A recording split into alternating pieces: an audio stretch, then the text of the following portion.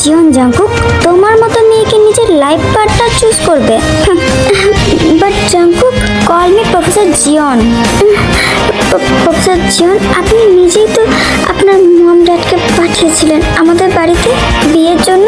O come on Lisa, তুমি খুব ভালো করে জানো যে সেদিন মম ড্যাড তোমার জন্য না, তের জন্য কিম ম্যানশনে গিয়েছিলেন। সো তোমার এই অ্যাক্টিং অ্যাটলাস্ট আমার সামনে করো না। জাংকুক জাংকুক, প্লিজ তুমি আমাকে ছেড়ে যেও না। আমি তোমাকে অনেক ভালোবাসি জাংকুক, অনেক ভালোবাসি। তুমি প্লিজ আমাকে অ্যাকসেপ্ট করো না প্লিজ।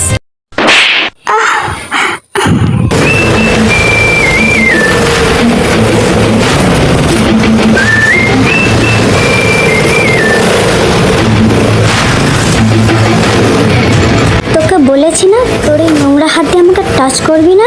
কথাটা কানে যায় না না তোর? নাকি আমার রিভলভারের 6টা বুলেট তোর বডির এপার থেকে ওপার করার পর তুই কথাটা বুঝতে পারবি? কোনটা? প্লিজ প্রফেসর জিয়ন, আমাকে ছেড়ে দিন। আমার ভুল হয়ে গেছে, আমি আর কখনো এরকম ভুল করবো না। প্লিজ আমাকে মারবেন না প্লিজ।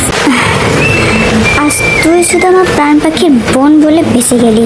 বাট টেনশন নিস না, তোদের মা মেয়ের হিসাব এখনো বাকি আছে। Mind it.